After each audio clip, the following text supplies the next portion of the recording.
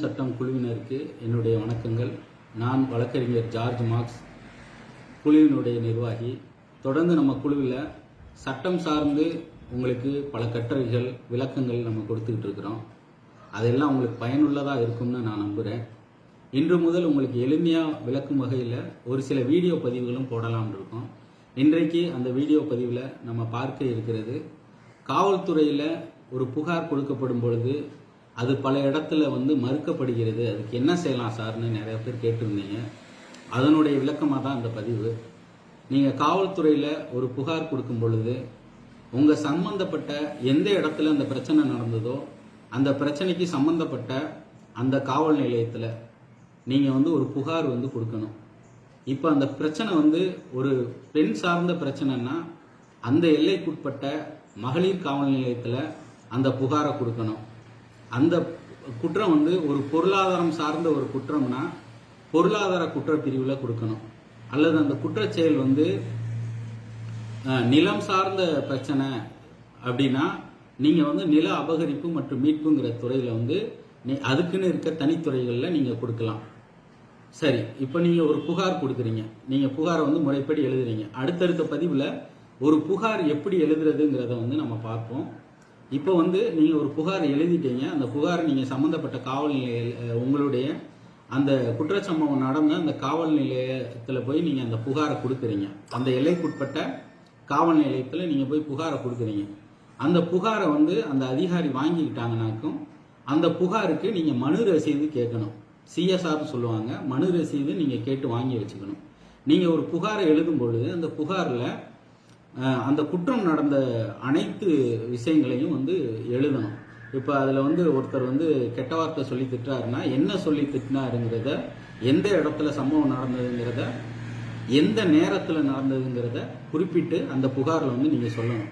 நீங்கள் புகாரை காவல் நிலைய அதிகாரிகிட்ட கொடுக்கறதுக்கு முன்னாடி அந்த புகாரை நீங்கள் ஒரு காப்பி எடுத்து வச்சுக்கணும். ஃபோட்டோ காப்பி ஒன்று நீங்கள் எடுத்து வச்சுக்கணும். எடுத்து வச்சுக்கிட்டு தான் நீங்கள் அந்த புகாரை கொடுக்கணும். அந்த புகாரில் தேதி இடம் கண்டிப்பாக குறிப்பிட்டு இருக்கணும். என்னைக்கு நீங்கள் அந்த புகாரை சம்மந்தப்பட்ட காவல் அதிகாரிகிட்ட கொடுக்குறீங்களோ அன்னைக்கு அந்த புகாரினுடைய தேதியை, அன்றைய தேதியை நீங்கள் அந்த புகாரில் கொடுத்துருக்கணும். நீங்கள் கொடுத்து அந்த அதிகாரி சிஎஸ்ஆர் தர மறுத்துட்டாலோ அல்லது அந்த புகாரை வாங்க மறுத்தாலோ என்ன செய்யறதுங்கிறத பார்ப்போம். நீங்கள் புகார் கொடுத்துட்டீங்க, அந்த புகாருக்கு புகார் மனு ரசீது வாங்கிக்கிறீங்க. ஒருவேளை அந்த புகாரை வாங்க மறுத்துட்டா அந்த இடத்துல இருந்து நீங்கள் இன்னொரு ஒரு புகார் மனு அல்லது அதே புகார் மனுவில் மேலே நான் இன்னும் டேட்டில் நேரடியாக இந்த புகாரை உங்கள்கிட்ட கொடுக்க வந்தேன், ஆனால் அந்த புகாரை நீங்கள் வாங்க மறுத்ததின் காரணமாக நான் இந்த புகாரை தபால் மூலமாக உங்களுக்கு அனுப்பி வைக்கிறேன்னு சொல்லிட்டு அதை ரெஜிஸ்டர் தபாலில் அந்த சம்மந்தப்பட்ட காவல் நிலையத்தினுடைய முழு முகவரிட்டு தபாலில் நீங்கள் அனுப்பிச்சிடணும்.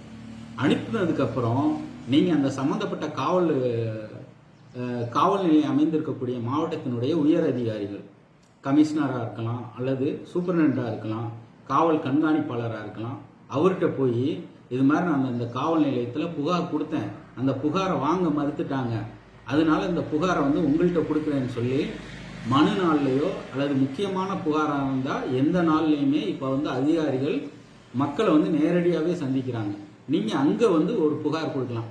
இப்போ எஸ்பி ஆஃபீஸில், கலெக்டர் ஆஃபீஸில் எல்லாத்துலேயும் கொடுக்கக்கூடிய மனுக்களுக்கு உடனே மனு ரசீது கொடுத்துட்றாங்க. அதனால் பிரச்சனை இல்லை. அந்த அதிகாரிக்கு நீங்கள் இது மாதிரி வாங்க மறுத்துட்டாங்கன்னு புகாரை கொடுக்கலாம். பெரும்பாலும் 99% புகார்கள் மாவட்ட உயர் அதிகாரிகிட்ட கொடுக்கும் பொழுது உடனடியாக விசாரிக்கப்படுது.